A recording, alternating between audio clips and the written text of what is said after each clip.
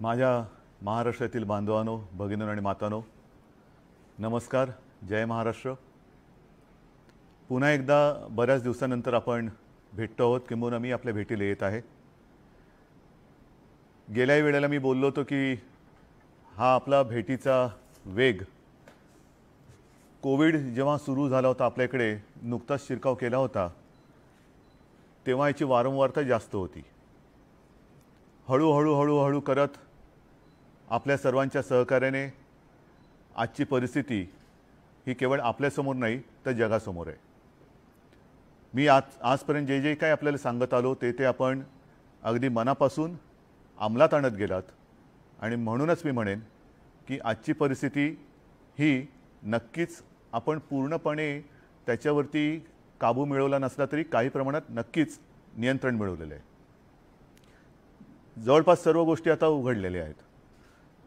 रहदारी सुरू झालेली आहे, कारभार आपले सुरू झालेले आहेत, सगळीकडे येणं जाणं भेटणं ह्याही गोष्टी सुरू झालेल्या आहेत. मात्र मी आपला कुटुंब प्रमुख म्हणून प्रत्येक पावलावरती सावध रहा, सावध रहा, सावध रहा हे सांगणं माझं कर्तव्य आहे. जसं आपण म्हणतो ना की पाऊस येण्यापूर्वी तो आपला पावसा पक्षी येतो, पेरते व्हा पेरते व्हा. आणि तो एकदा त्याची साथ आल्यानंतर आपला शेतकरी राजा सुखावतो आणि मग तो त्याची शेतीची कामं हाती घ्यायला लागतो. त्याचप्रमाणे मी थोडंसं आपल्याला प्रत्येक पावलावरती सावध रहा, सावध रहा, सावध रहा हे सांगत आलेलं आहे आणि याही पुढे सांगणार आहे. गेल्या साधारणतः मार्चपासून आपल्या राज्यामध्ये कोरोनाचे पेशंट दिसायला लागले. त्याच्यानंतर त्याची वाढ किती झाली, ते कमी कसे झाले, दुर्दैवाने मृत्यू किती झाले, हे सर्व काही आपण जगासमोर अत्यंत पारदर्शकपणाने ठेवलेले आहे. ती जी सुरुवात होती तेव्हा मी आपल्याला म्हणत होतो की उन्हाळ्याचे दिवस येत आहेत, उन्हाळी आजार असतात. मग पावसाळा सुरू झाल्यानंतर सांगितलं की पावसाळ्याचे दिवस येत आहेत, पावसाळी साथी असतात.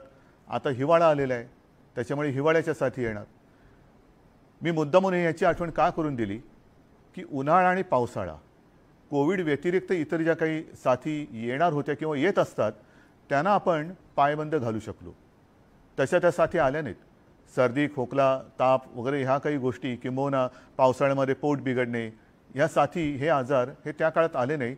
ह्याचं कारण एकतर आपल्याकडे लॉकडाऊन होता, आपण बाहेर येणं जाणं करत नव्हतो, आलो गेलो तर मास्क लावत होतो, हात धुत होतो, अंतर ठेवत होतो. आता मात्र गर्दी वाढल्यानंतर, रहदारी वाढल्यानंतर थंडीचे आजार काही प्रमाणात नक्की दिसायला लागलेले आहेत. म्हणजे थ्रोट इन्फेक्शन असेल, सर्दी, खोकला, थोडा ताप असेल, या सर्वांवरती औषधं जरी असली तरी प्रतिबंधात्मक इलाज जो कोविडसाठी आहे तोच आहे. मास्क लावा, हात धुवा, अंतर ठेवा.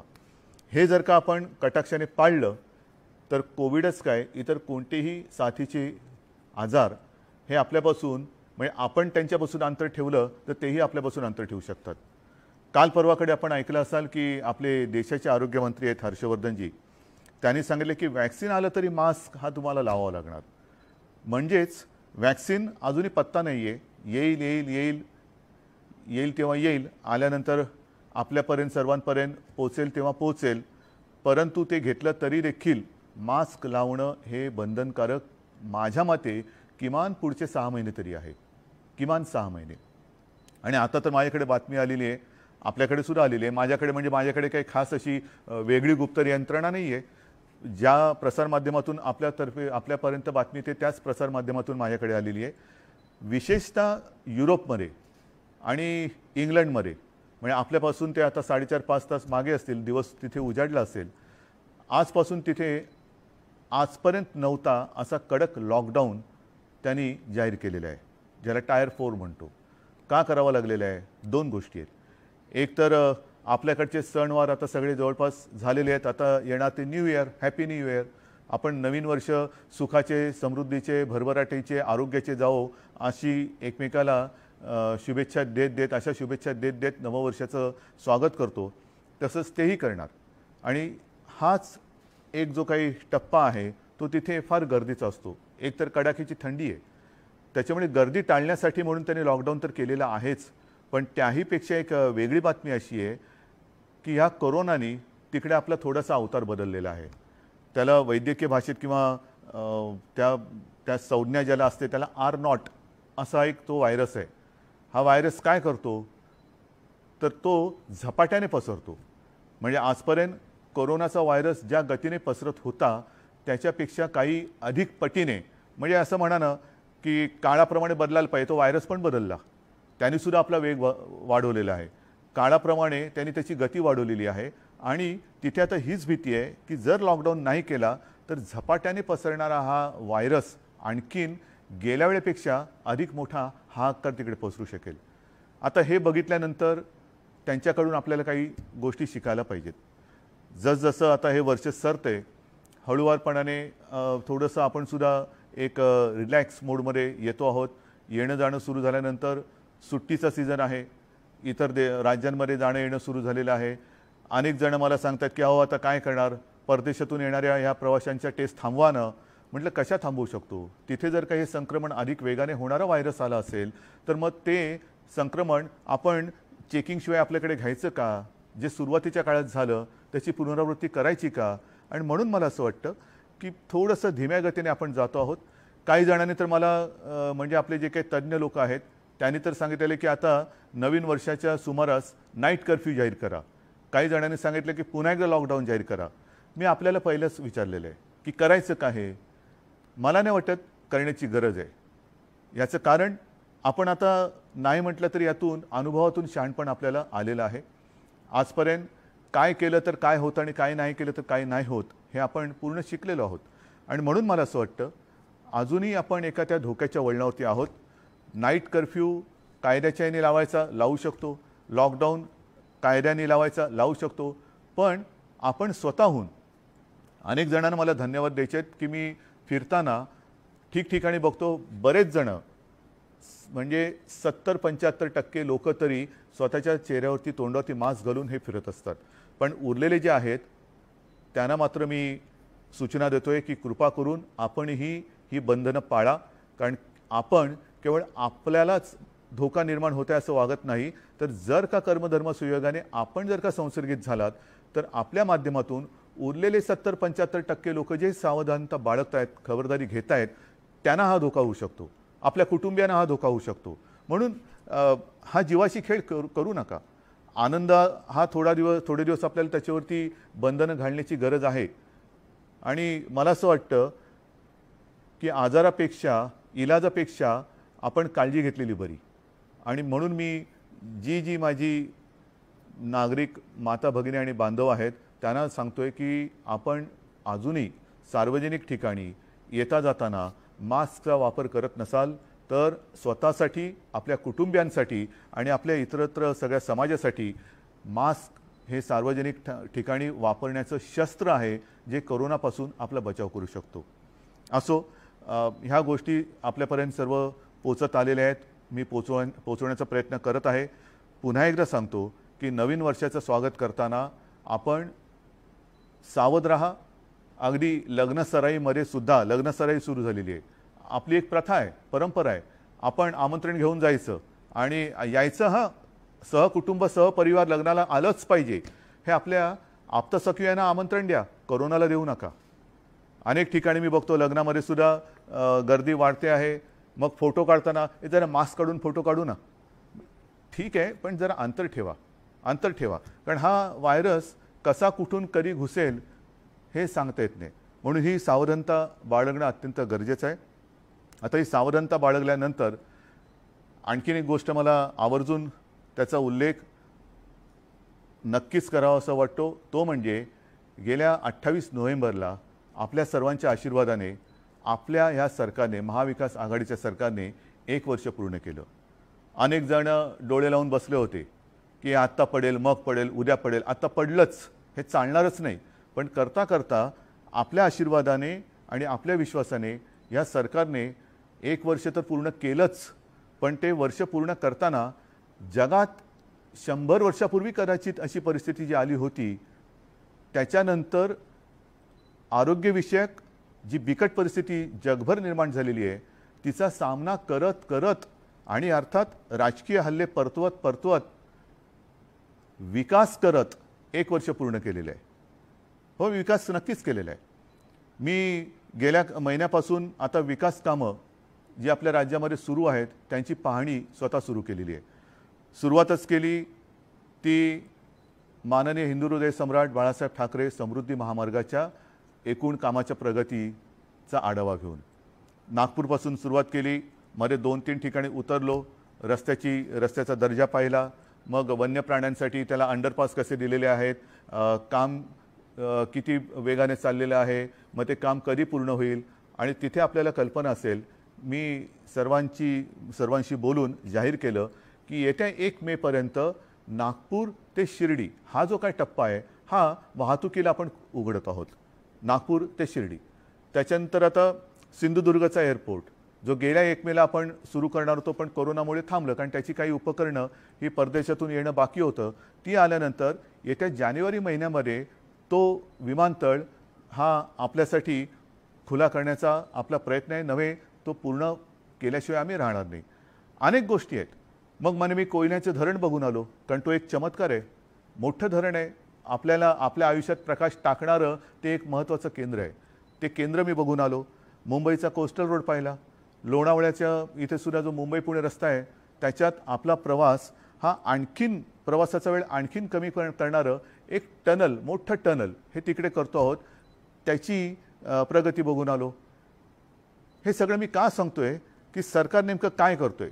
धोरणं तर जाहीर झालेली आहेत, निर्णय जाहीर झालेले आहेत. शेतकऱ्यांची कर्जमुक्ती पहिल्या टप्प्याची झालेली आहे. जी संकटं आली त्याच्यामध्ये मग ते निसर्ग चक्रीवादळ असेल, पूर्व विदर्भातला पूर असेल, नंतरची अतिवृष्टी असेल, सततवृष्टी असेल, त्याच्यानंतर कापसाची खरेदी असेल, सगळ्याच बाबतीत जे काय करता येणं शक्य असेल ते आपण पूर्ण करतो आहोत. हे करताना आपल्याला सर्वांना कल्पना आहे आर्थिक चणचण आहे, नक्कीच आहे. आर्थिक चणचण हे मी एवढ्यासाठी सांगतोय कारण आपल्यात असं म्हटलं जातं की सगळी सोंगं आणता येतात पण पैशाचं सोंग आणता येत नाही. आणि हे प्रामाणिकपणाने मान्य केलं पाहिजे की आर्थिक चणचण ही आहे, पण आर्थिक चणचण असताना सुद्धा केंद्राकडनं येण्याचे पैसे बाकी आहेत, धीम्या गतीने येत आहेत, हळूवार येत आहेत. हे सगळं जरी असलं तरी आपण रडत नाही बसलेलो आहोत. आपण आत्मविश्वासाने एक पाऊल पुढे टाकत चाललेलो. एक गोष्ट आणखीन समाधानाची आहे की जगभर लॉकडाऊन असताना सुद्धा आपल्या महाराष्ट्राने जो विश्वास आणि आपली प्रतिमा जी जगभर केलेली आहे त्यातून काही हजार कोटींचे सामंजस्य करार हे अनेक राष्ट्रीय आणि आंतरराष्ट्रीय कंपन्यांसोबत आपण केलेले आहेत. अनेकदा असं होतं की करार कागदावरती राहतात, करार होतात आणि पुढे ते सगळे करार रद्दीत जातात. तसं नाही आहे. मी आपल्याला गेल्या वेळेला सांगितलं होतं की जून-जुलैमध्ये जे करार झाले होते त्यातले जवळपास 70% काम म्हणजे काय, जागेची देणं असेल, त्यांचं कागदपत्रांची पूर्तता असेल, ह्या सगळ्या गोष्टी ह्या पूर्ण झालेल्या आहेत. त्याच्यात आणखीन आता प्रगती झालेली असेल. तर एकूण काय की आपण ह्या सगळ्या गोष्टी करतो आहोत, करत चाललेलो आहोत. मध्ये 2 दिवसाचं आपलं विधानसभेचं अधिवेशन झालं. त्या अधिवेशनाच्या शेवटच्या टप्प्यात मी जाहीर केलं की आपला महाराष्ट्र हा गडकिल्ल्यांचा आहे, लढवयांचा आहे, छत्रपती शिवाजी महाराजांचा आहे, तसाच तो आपल्या साधू संतांचा आणि देवादिकांचा पण आहे. एक संस्कार आपल्याला महाराष्ट्राला आहेत, संस्कृती आपल्या महाराष्ट्राची आहे. आपल्याकडे संस्कृती आहे, विकृती नाही आहे. हा जो काही वारसा आहे, वसा आहे, तो वारसा हा आपण जपला पाहिजे. मग काय करायचं. संस्कार आणि संस्कृती आहेच, पण आपली जी काही श्रद्धास्थानं आहेत ती म्हणजे आपली प्राचीन मंदिरं. अनेक मंदिरं मी मुद्दामून एक उदाहरण देईन की काही वर्षांपूर्वी मी आपल्या मुंबईच्या बाजूला अंबरनाथचं मंदिर आहे, अंबरनाथ शिवमंदिर, त्या अंबरनाथच्या मंदिरात गेलो होतो काही वर्षांपूर्वी.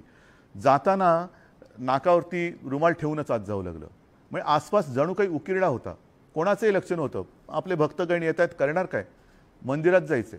पण मंदिरात जाताना एक भावना पाहिजे, एक पवित्र भावना पाहिजे, पावित्र्य पाहिजे, स्वच्छता पाहिजे. ही तिथे काही नव्हती. आणि मग त्याच्यानंतर मी अभिमानाने सांगेन आपला खासदार जो श्रीकांत शिंदे आहे, श्रीकांतला मी सांगितलं की अरे श्रीकांत, तुझ्या वॉर्डामध्ये हा मोठा असा हा ठेवा आहे, काहीतरी कर. आणि त्याच्यानंतर त्यांनी जे काही तिथे केलेलं आहे अजूनही करतोय. अंबरनाथ महोत्सव सुरू केला, आणखीन तिकडे सुधारणा करतोय, बऱ्याच काही गोष्टी करतोय. अशा पद्धतीने एवढ्या जरी नसल्या तरी निदान साफसफाई स्वच्छता येण्या जाण्याची उत्तम सोय, जर कोणी तिकडे आजूबाजूला राहायचं म्हटलं तर राहण्याची सोय, एक बाग बगीचा, म्हणजे गेल्याबरोबर वाटलं पाहिजे मंदिरात जाण्याच्या आधीपासून मनात एक पवित्र भावना निर्माण झाली पाहिजे. मग काही ठिकाणी मंदिरांची डागडुजी असेल तर ती करण्यासाठी सुद्धा आपण एक योजना आता राबवत आहोत.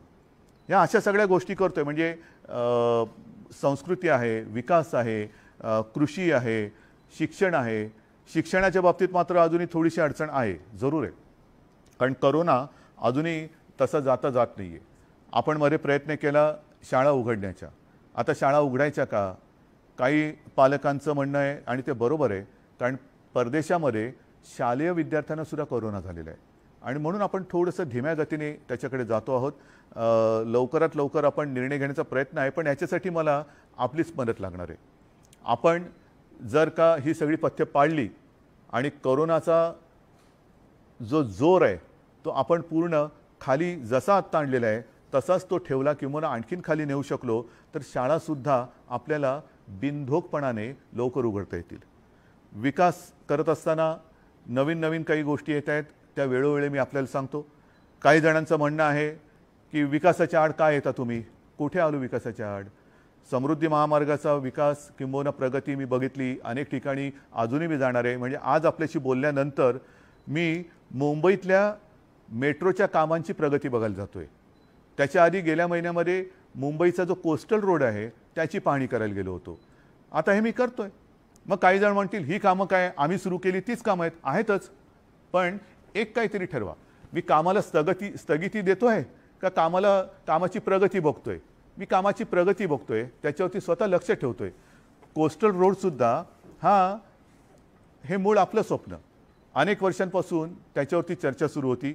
एकदा दोनदा तीनदा त्याचे प्लान्स बनवले गेले. असा न्यायचा का तसा न्यायचा, इकडनं अंडरग्राऊंड जायचं का तिकडनं फ्लायओव्हरने जायचं, ही चर्चा करून करून करून आता तो गेल्या 1-2 वर्षापूर्वी त्याची सुरुवात झाली. सुरुवात झाल्यानंतर आपले कोळी बांधव आहेत, त्यांचा थोडा एक गैरसमज होता, ते कोर्टामध्ये गेले. आपण कोर्टामध्ये जाऊन आपली बाजू मांडली, त्यांना समजून सांगितलं आणि आता मात्र तो वेगाने सुरू झालेला आहे. हे अशा गोष्टी होत असतात. आपल्याला लक्षात असेल की मुंबई पुणा रस्तासुद्धा जे शिवसेना प्रमुखांचं स्वप्न जाहीर केल्यानंतर त्यालाही विरोध झाला होता. हिंदू हृदय सम्राट बाळासाहेब ठाकरे समृद्धी महामार्ग जाहीर केल्यानंतर तिथेही काही शेतकऱ्यांनी विरोध केला होता. मी स्वतः गेलो होतो. माझ्यासोबत एकनाथ शिंदे त्याही वेळेला ह्याच खात्याचे मंत्री होते. आम्ही संभाजीनगरला गेलो, जालनाला गेलो, मुंबईमध्ये काही बैठका घेतल्या आणि त्यातून आम्ही मार्ग काढला. तर ह्या गोष्टी मी का सांगतोय तर एखादा प्रकल्प जाहीर केल्यानंतर तो प्रकल्प काही जण त्याला विरोध करतात, त्यांची समजूत काढावी लागते. काही ठिकाणी आपल्याला थोडासा प्रकल्प बदलावा लागतो. काही ठिकाणी आपल्याकडे जसजसं काळ बदलतो तसतसं त्याची व्याप्ती वाढते, ती वाढवावी लागते. नवीन तंत्रज्ञान येतं, ते आणावं लागतं. आता हे मी तुम्हाला सांगत असताना अमरावतीला लोअर पेडी सिंचन प्रकल्प लोअर पेडी सिंचन प्रकल्प. आता प्रकल्प काय होता, या प्रकल्पाचा खर्च माझ्यासमोर मी कागद घेऊन बोलतोय 2008-9 साली 594 कोटी होता. तो 16-17 मध्ये वाढून साधारणतः 1600 कोटी झाला. आता काय झालं, मुख्य जो कालवा होता त्याच्यावरती साधारणतः 111 कोटी रुपये खर्च झाल्यानंतर मग आपल्या लक्षात आलं की आता पाईपातून पाणी पुरवठा केला पाहिजे. आपण ते कालव्याचं काम बंद केलं आणि पाईपलाईनच्या माध्यमातून पाणी पुरवठा सुरू झाला. म्हणजे काय झालं, सुरुवातीला जे आखलं होतं ते अर्धवट राहिलं आणि नवीन आपल्याला वाटलं की हे हिताचं आहे. ते हिताचं जे आहे ते करणं हे सरकारचं काम आहे. विकास कामं विकास घाईमध्ये काहीतरी केलं म्हणजे विकास होतोच असं नाही. काही वेळेला आपण येता जाताना रस्त्यावरती वाचतो ट्रॅफिकसाठी ॲक्सिडेंट होऊ नये म्हणून अतिघाई संकटात नेई, आणि त्याच्यासाठी अतिघाई करणं हे विकासाचं मी नाही म्हणेन विकासाचं एक साधन आहे. आपल्याला विकास पाहिजे आणि हा विकास आत्तापुरता नसून पुढच्या काही काळासाठी पाहिजे. त्याच्यानंतर आणखीन एक आहे शेलगाव बॅरेज जळगाव. आता तिथे सुद्धा प्रकल्पाची मूळ किंमत होती 198, ती पहिली त्याच्या सुधारित मान्यता झाली 699, आता झाली 968. त्याच्यानंतर काय झालं, 2011-12 मध्ये तापी नदीतील मोठ्या पुरामुळे पाणी वाढून धरणाच्या दरवाजांची जी पातळी होती ती साधारणतः 9.25 मीटरनी वाढवण्यात आली. पण त्याच्यामुळे काय झालं की खर्चात 190 कोटी वाढ झाली आणि या दरवाजांवरील 80 कोटी खर्च जो झाला होता तो बुडीत खात्यात गेला. आता झालं ना असं. मग हे मी तुम्हाला का सांगतोय, साहजिकच आहे सध्या ज्याच्यावरून थैथयाट केला जातोय तो कांजूरमार्गचा विषय, मेट्रो कारशेड. मी अहंकारी आहे, जरूर माझ्या मुंबईबद्दल मी अहंकारी आहे, माझ्या मुंबईकरांसाठी आणि महाराष्ट्राच्या हितासाठी मी अहंकारी आहे. का नसावा अहंकारी? याचं कारण असं की आरे कारशेड जी आपण करणार होतो ती मेट्रो 3च्या लाईनसाठी, मेट्रो 3. आता त्याच्यामध्ये आरे कारशेडमध्ये किती जागा आपण घेतली होती किंवा त्याच्यासाठी प्रस्तावित होती, तर साधारणतः 30 हेक्टर. या 30 हेक्टरमध्ये 5 हेक्टरमध्ये ही झाडं लावणं किंवा तिथे घनदाट झाडं आहेत म्हणून आपण आज लेखी दिलेले आहे की ती जागा वापरणार नाही. आता ती जागा जर का वापरणार नाही तर ती जागा या प्रकल्पात घेतली कशाला आहे? म्हणजेच असं की 25 हेक्टरची जागा जिचं काम 2023 साली पूर्ण होणार ती त्याच्यानंतर 2-5 वर्षामध्ये कमी पडणार. मग आपण म्हटलेलंच आहे 5 हेक्टर या प्रकल्पामध्ये, मग ती झाडं कापा, ती जागा घ्या. ती जागा घेतल्यानंतर पुन्हा 2031-35 पर्यंत ती जागा कमी पडणार, आणखीन घ्या, आणखीन घ्या. म्हणजे जंगल मारत मारत मारत हे खतम करायचं आणि तिकडे फक्त एका लाईनसाठी आपण कार डेपो करायचा. बरं, हे करताना आणखीन एक प्रकार असतो ज्याला स्टेबलिंग लाईन म्हणतात. आता स्टेबलिंग लाईन म्हणजे काय? तर साधारणतः असं आहे की हे जे मार्ग आहेत, मेट्रोचा मार्ग आहे हा ठरलेला आहे, जसा रूळ असतात तसे ते मार्ग आहेत. त्याच्यावरती पीक आवर ज्याला म्हणतो, म्हणजे सकाळचा आणि संध्याकाळचा ऑफिसमधून घरून ऑफिसमध्ये जाण्याचा आणि संध्याकाळी ऑफिसमधून घरी जाण्याचा काळ, ह्या काळामध्ये आपल्याला अधिक लोकल्स जशा अधिक लागतात तशाच मेट्रोच्या कारसुद्धा किंवा त्या ट्रेनसुद्धा ह्या जास्त लागणार. पण इतर वेळेला जेव्हा आपल्याकडे ही गर्दी ओसरते आणि मग एवढ्या गाड्यांची आवश्यकता नसते तेव्हा या गाड्या ह्या कुठेतरी पार्क कराव्या लागतात. त्याला स्टेबलिंग लाईन म्हणतात की बाजूला नेणं आणि त्या गाड्या कमी करणं. जसजशी गर्दी वाढेल तशा त्या गाड्या पुन्हा त्या रूटमध्ये आणत जाणं. मला सुद्धा थोडासा धक्का बसला की पहिल्या प्रकल्पामध्ये या स्टेबलिंग लाईनचा कुठे प्रस्तावच नव्हता. आता तो आपण जिथे आरेमध्ये कास्टिंग यार्ड आज आहे, म्हणजे आरेच्या टोकावरती, त्या जागेत नाही टोकावरती, तिथे आपण ती लाईन करतोय. मग कांजूरचा काय प्रकार आहे? आरेचं मी तुम्हाला सांगितलं की आरेमध्ये आपण पर्यावरण वाचवलं. आरेच्या इथे आपण जो संजय गांधी राष्ट्रीय उद्यान आहे त्याची व्याप्ती वाढवून साधारणतः 800 एकरचं मोठे जंगल केलं. जगामधलं शहरात झालेलं पहिलं जंगल ज्याच्यामध्ये वाईल्ड लाईफ आहे, वन्यजीवन आहे. आणि ह्याच्या तुलनेत कांजूरचं काय प्रकरण आहे? ही 30 हेक्टर वजा 5 हेक्टर म्हणजे 25 हेक्टर जागा आणि कांजूरची ही 40 हेक्टर जागा. म्हणजे सुरुवातच 25 आणि 40 एवढा फरक आहे. आणि जर का आपण पर्यावरणाच्या दृष्टीने पाहिलं तर आरेला जसं मी आपल्याला सांगितलं की 5 हेक्टरमध्ये आजही जंगल आहे आणि ती जागा आपण वापरणार नाही म्हणून आज लिहून घेतले पण त्याच्यात प्रकल्पात घेतलेली आहे, तसं कांजूरला हे गवताळ सगळा प्रदेश आहे, किंबहुना मी म्हणेन ओसाड आहे, ओसाड आहे. आणि कांजूरची जागा आपण एवढ्यासाठी घेतली की आरेला फक्त मेट्रो 3ची कारशेड होणार होती, कांजूरला मात्र 3, 4 आणि 6 ह्या 3 लाईन्सच्या कारशेड आपण तिकडे करू शकतो. काय फरक आहे की नाही आहे? जागेत फरक आहे, जागेच्या पर्यावरणात किंवा झाडी झुडपांमध्ये जंगलांमध्ये तो फरक आहे. एकाच लाईनसाठी कार डेपो होणार होता, मग त्याच्यानंतर 4 आणि 6 मध्ये त्याचं तुम्ही काय करणार होतात? मग आपण तिन्ही लाईनचे कार डेपो एकत्र करू शकतो. त्याच्यानंतर त्याही पलीकडे तिथे जे काही जंक्शन होईल तिथून मेट्रो 14 म्हणजे ती कुठपर्यंत जाणार? थेट अंबरनाथ बदलापूर, थेट अंबरनाथ बदलापूर. म्हणजे माझा अंबरनाथ बदलापूरचा जो काही नागरिक आहे, माता भगिनी आहेत, त्या इकडे आल्यानंतर एखादं स्टेशन बदलून ते अंधेरीपर्यंत जाऊ शकतात किंवा एखादं स्टेशन बदलून ते कुलाब्यापर्यंत येऊ शकतात. मग करायचं की नाही करायचं? आपण जर का विकास म्हणणार असू तर आरेमध्ये केलं तर पुढच्या 5 वर्षामध्ये हे कमी पडणार आणि कांजूरला केलं तर पुढच्या 50 ते 100 वर्षामध्ये आपण हे वापरू शकणार. तुम्ही निर्णय सांगा मला. जे आम्ही करतोय अहंकार आहे का उपयोग आहे? शेवटी माझं कर्तव्य आहे, मी राज्याचा मुख्यमंत्री म्हटल्यानंतर माझ्या राज्यासाठी, माझ्या जनतेच्या हितासाठी पुढच्या 5, 50, 100 वर्षासाठी जे उपयुक्त राहील ते करणं हे मी मुख्यमंत्री म्हणून करणार. ह्याच्यात चूक काय? काय मी चूक करतोय? पण दुर्दैव काय वाटलं मला की आपल्या विरुद्ध कोर्टात कोण गेलं? केंद्र सरकार. ते सॉल्ट कमिशनर कशासाठी जात आहे? कशासाठी खेचाखेची करताय? मग जर का खेचाखेची करायचीच असेल तर केंद्राचे जे काही प्रकल्प आहेत, बुलेट ट्रेनचा प्रकल्प, ही आपल्या राज्याची हक्काची मोक्याची जागा, म्हणजे ज्याचा उल्लेख कदाचित जगातला सर्वात जास्त महागडा भूखंड अशी होऊ शकेल, असं वर्णन होऊ शकेल असा बांद्रा कुर्ला कॉम्प्लेक्सचा भूखंड काही हजार कोटींचा हा आपण बुलेट ट्रेनला दिला. त्याच्यावरचं इंटरनॅशनल फायनान्स सेंटर हे इतर राज्यामध्ये गेलं. आम्ही खळखळ नाही केली. बुलेट ट्रेनला विरोध होतोय त्या शेतकऱ्यांना मी भेटलो, वाढवणला विरोध होतोय त्या शेतकऱ्यांना मी भेटलो. शेतकऱ्यांना नुसतं अडवून ठेवायचं, त्यांच्यावरती थंड पाण्याचे फवारे मारायचे, असं नाही चालणार. असं नाही चालणार. ही लोकशाही नाही आहे. त्यांच्याशी मी बोलतोय, भेटतोय, परंतु ज्या ज्या वेळेला इतर केंद्राचे प्रकल्प येतात तेव्हा आपण खळखळ न करता जमीन देतो. मग ही जमीन भले केंद्राची असेल नसेल त्याचा वाद हा सोडू शकतो आपण.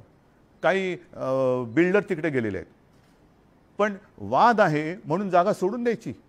मग वाद सोडवणार कोण आणि कोणाच्या घशात ती जागा जाणार? बिल्डरच्या.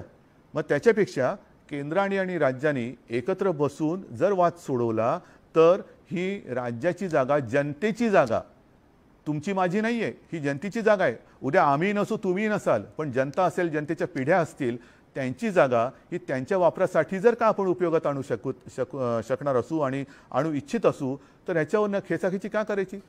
चला या बसा.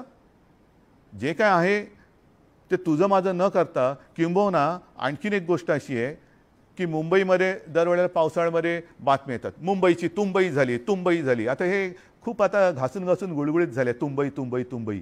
हे एक तर मान्य केलं पाहिजे की मुंबईची भौगोलिक मांडणी रचना ही समुद्रसपाटीपासून काही ठिकाणी खाली आहे.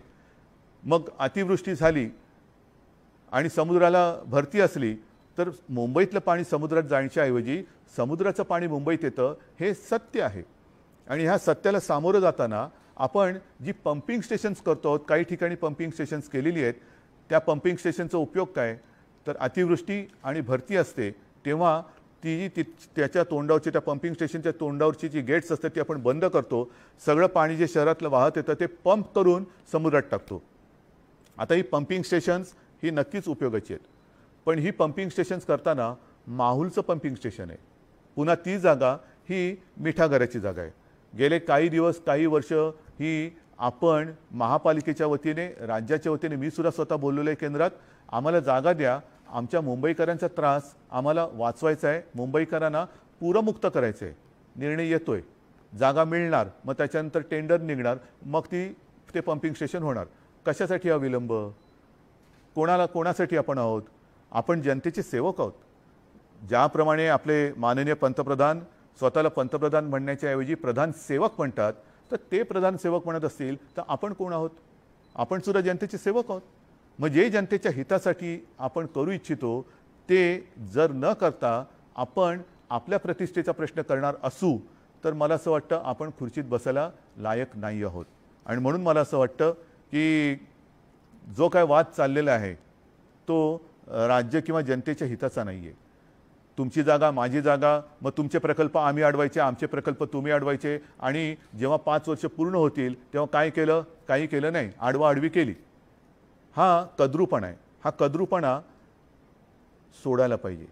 माझं तर विरोधी पक्षाला एक आवाहन आहे, आज ह्या माध्यमातून करतोय की चला या, आम्ही तुम्हाला ह्याचं श्रेय द्यायला तयार आहोत की तुम्ही कांजूरचा प्रकल्प तुम्हालाही माहिती आहे, ह्याच्यामध्ये एक तर केंद्र सरकारने ही जागा ह्याच्यात, आता त्याच्यामध्ये किचकटपणात मी जात नाही कारण त्याचे कागदपत्र दोन्हीकडे आहेत. आम्ही आमची जागा म्हणतोय, त्यालाही आधार आहे. तुम्हाला काही आधार असेल तुम्ही घ्या, मध्ये कोणी बिल्डर असेल ते करा. पण माझं विरोधी पक्षाला म्हणणं आहे, चला तुम्ही हा प्रश्न सोडवा, कारण हा प्रश्न तसा बसलो तो सुटू शकतोय. तुम्हाला मी श्रेय देतो, तुम्हाला श्रेय देतो, पण इथे माझ्या इगोचा विषय नाही आहे आणि तो तुमच्याही असता कामा नये. आपण परत एकदा सांगतो की जनतेच्या सेवेसाठी सत्ता मागत असतो, निवडणुका का लढवतो, आम्हाला मतं द्या, का मतं द्या, तर ही राहिलेली सगळी कामं करण्यासाठी आणि विकास करण्यासाठी. आणि म्हणून सर्वांना माझी एकच विनंती आहे की अनेक जण अनेकदा मला सांगत असतात की मी ज्या ज्या वेळेला आपल्याशी बोलतो तेव्हा तुम्हाला सगळ्यांना आपल्या घरातलाच कोणतरी मोठा भाऊ किंबहुना आपलाच कुटुंबीय बोलतोय असं वाटतो. मी तेच नातं हे कायम ठेवू इच्छितोय. मी जे आपल्याशी बोलेन आणि मी जे आपल्याशी बोलतो, मी एक शब्दसुद्धा आयुष्यात कधी खोटं बोललेलं नाही आणि खोटं बोलणार नाही. तुमचा जो आशीर्वाद आहे आणि तुमचा जो विश्वास आहे त्या विश्वासाला तडा जाईल असं मी कदापि करणार नाही. कारण मी ज्या खुर्चीत बसलोय त्या खुर्चीचं महत्त्व मला माहिती आहे. या खुर्चीमध्ये वैयक्तिक आवडनिवड ठेवून चालत नाही. जे जे माझ्या महाराष्ट्राच्या हिताचं आहे, माता भगिनींच्या आणि बांधवांच्या हिताचं आहे, मी तेच करणार आणि त्याच्यासाठी हट्ट न करता पाठपुरावा नक्की करणार. पण आज मी ह्या सगळ्या गोष्टी आपल्याला सांगितलेल्या आहे. पुढे जे काय होईल ते जगजाहीर होणार आहे. आणि म्हणून मला असं वाटतं अजूनही वेळ गेलेली नाही. विकासाला थोडासा अवधी लागला तरी चालेल, वेळ लागला तरी चालेल, पण विकास हा दूरगामी त्याचे परिणाम लक्षात घेऊन झाला पाहिजे. आणि तो जर का नसेल तर तात्कालिक विकासाला काडीचा अर्थ नसतो. ज्याप्रमाणे आपल्याला माहिती आहे की मुंबईमध्ये सुद्धा काही ठिकाणी स्कायवॉक केले गेले होते. आम्ही राहतो त्या कलानगर जंक्शनला स्कायवॉक झाला होता. काही वर्ष राहिला तो, मग ते हालायचा, लोक म्हणायचे तो जाताना हलतो, हे होतो ते होतो. आणि आता जर बघितलं तर तो स्कायवॉक तोडावा लागला. कारण प्लॅनिंग नव्हतं. करायचं म्हणून केलं आणि नारळ फोडले, उगाचच काहीतरी फिरलं म्हणजे विकास नाही. खोटे विकास नको. ह्याच्यामध्ये वेळही जातोय, पैसाही जातोय आणि प्रगतीसुद्धा अडते. आणि त्याच्यासाठी मला असं वाटतं जे काही आपण करू ते विचार करून समजून करू आणि भावी पिढ्यांच्या भवितव्याचा विचार करून करू, एवढीच माझी एक नम्र विनंती आहे. सर्वांना मी पुन्हा एकदा धन्यवाद देतो. पुन्हा एकदा सांगतो, कोरोनाचा धोका हा टळलेला नाही आणि तो टाळायचा असेल तर आपण कुठेही गाफील राहू नका. अनावश्यक ठिकाणी गर्दी करू नका. उगाचच रात्री संध्याकाळी एकत्रित येऊन मास्क काढून बोलू नका. मास्क लावा, अंतर ठेवा आणि हात धुत राहा. धन्यवाद. जय हिंद, जय महाराष्ट्र.